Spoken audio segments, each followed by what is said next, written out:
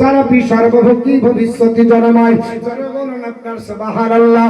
আপনার বলা হয়েছে আপনার পৃথিবীর জমিনে হে গর্বণ বলে জগৎবাসী সরে রেখে দাও এই তসমিন মন্ত্র মেলেছে আচার্যন সমন্বিত যিনি আপনার শ্রেষ্ঠ পয়গম্বর হবে মুহাম্মদ রাসূলুল্লাহ যিনি হবে সঙ্গ পঙ্গ নিয়ে আরবের মরুভূমির বাসিন্দা হবে। পৃথিবীর জমিনে যখন আসবে উনি পৃথিবীর জমিনে আসার পরে মরুভূমির বাসিন্দা হয়ে আরবিতে বাক্য লাভ করবে জোরে বল সুবহানাল্লাহ। তাহলে এদিক দিয়ে আমার নবীকে বোঝানো হলো অন্য কোন দেশের লোককে না, এখানে পাকিস্তানের লোক হবে না, আফগানিস্তানের হবে না, আপনার বলে হয়েছে আমেরিকার হবে না, আপনার ইংল্যান্ডের হবে না, ইরাক আপনার বলে হয়েছে হবে না, আপনার ভারতের হবে না, আপনার পৃথিবীর জমিনে যিনি আরবের দেশের হবে আরবি কথাবার্তা বলবে আল্লাহর নবী আরবিতে বলবে। বোঝা গেল পৃথিবীর জমিনে আরবিতে অনেক লোক বলে এটা নবী হবে কি করে জানলে?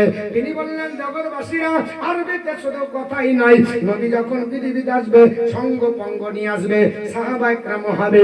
আপনার পৃথিবীতে আসার পরে গঙ্গা জলস্ব সংস্রব পঞ্চগব্য সমন্বিত তিনি আপনার পবিত্র জমজমের পানি দিয়ে আপনার ওযু করবেন জোরে বল সুবহানাল্লাহ। আল্লাহর নবী পৃথিবীর জমিনে পবিত্র জমজমের পানি দিয়ে আপনার ওযু করেছে। আপনারা বলবেন হুজুর জমজমের পানির আবিষ্কর্তা যিনি তিনি হলেন ইসমাঈল আলাইহিস সালাম, তার পদাঘাতে আপনার আল্লাহ জমজম দিয়েছিল। নবীর কানে কথা বলা হলো এটা তো ইসমাঈল আলাইহিস সালাম হতে পারে।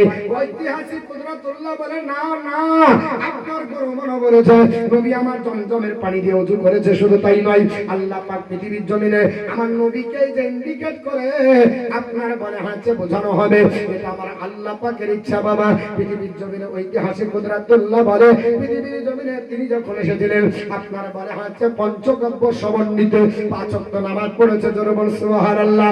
পৃথিবীর জমিনে কোনো ইতিহাস প্রমাণ দিতে পারবে না, হাদিসে প্রমাণ দিতে পারবে না, কোরআনে প্রমাণ দিতে পারবে না পাঁচ ওয়াক্ত নামাজ আদম পয়গম্বর পড়েছে।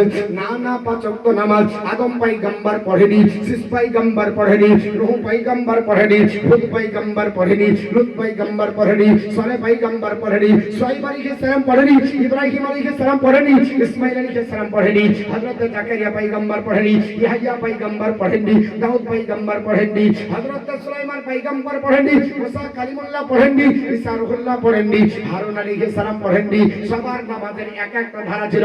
আদম আলাইহিস সালাম জীবনে এক ওয়াক্ত নামাজ পড়েছিলেন আল্লাহকে খুশি করার জন্য। যেই দিন আল্লাহ পৃথিবীতে পাঠায় রাত্রিতে পাঠিয়েছিল, জান্নাতে ছিলেন, রাত্রি কোনদিন দেখেননি, আসলেন রাত্রিতে। দেখে আল্লাহ পাককে বলে আল্লাহ রাত্রি তো দেখিনি। আস্তে আস্তে শুভে শাদী হলো, ফজরের ওয়াক্ত হলো, আস্তে আস্তে কিছু দেখা গেল। আল্লাহর শুকরিয়া জ্ঞাপনার্থে 2 রাকাত নামাজের নিয়ত করে দাঁড়িয়ে গেলেন। ওই নামাজ ছিল আমরা যেটা ফরজ পড়ি, আমরা যেটা ফরজ পড়ি হযরত আদম আলাইহিস সালামের ওটা ছিল শুকরিয়ার নামাজ। আল্লাহ দুনিয়া দেখতে পেলাম তাই তোমার শুকরিয়া জ্ঞাপনার্থে 2 রাকাত নামাজ পড়লাম। ওই নামাজটা আল্লাহর দরবারে এত কবুল হলো। আল্লাহ বললেন নবী তোমার উম্মতের জন্য এটা ফরজ বানিয়ে দিলাম। নবী বললেন আল্লাহ শুধু ফরজ বানালে হবে না, আমারও সুন্নাত 2 রাকাত ঢুকিয়ে দিলাম। আমার নবী উদ্বৃত্ত আরো 2 রাকাত ওখানে ঢোকালেন। 2 রাকাত সুন্নাত ওটা আমার নবী, আর 2 রাকাত ফরজ ওটা হলো আদম আলাইহিস সালামের শুকরিয়ার নামাজ। আল্লাহ উম্মতে মুহাম্মাদের জন্য ফরজ বানিয়েছে। 5 ওয়াক্ত নামাজ আদম নবী পড়েন। আমরা যোহরের 4 রাকাত পড়ি না বা? হযরত আপনার বলা হয়েছে ইব্রাহিম আলাইহিস সালামের শুকরিয়া নামাজ, যেদিন আল্লাহ বললেন তোমার প্রাণপ্রিয় বস্তুকে আমার রাস্তায় কুরবানি দাও। উঠ থেকে শুরু করে শেষ পর্যন্ত নিজের ছেলে ইসমাইলকে মিনার বাজারে যখন কতল করতে গেলেন আল্লাহ খুশি হয়ে ইসমাইল আলাইহিস সালামের জায়গায় জান্নাতি দুম্বা ও আপনার যখন আল্লাহ হালাল বানালেন, পট্টি খুলে দেখেন আমার ইসমাইল নাই দুম্বা। সেইখানে ওই সময় টাইমটা ছিল যোহরের ওয়াক্ত। আল্লাহর শুকরিয়া জ্ঞাপনার্থে 4 রাকাতের নিয়াত করে শুকরিয়া নামাজ পড়লেন। আল্লাহ বললেন নবী তোমার উম্মতের জন্য ইব্রাহিম আলাইহিস সালামের শুকরিয়া নামাজকে ফরজ বানিয়ে দিলাম।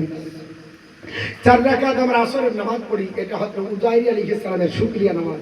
আল্লাহকে বলেছিল আল্লাহ মরার পর জিন্দা হয় বলে হ্যাঁ আল্লাহ দেখতে চায়।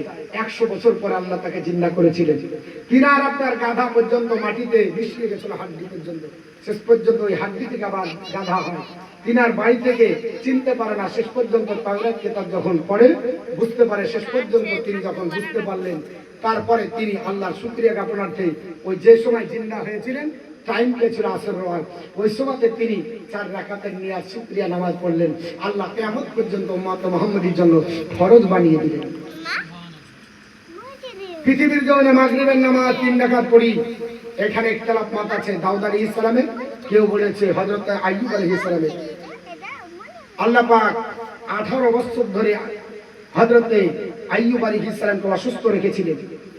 ওনার গায়ে পোকা হয়েছিল, কথা বলা যাবে না, একজন নবী শানের খেলাফ, এর জন্য অসুস্থ হয়েছিল।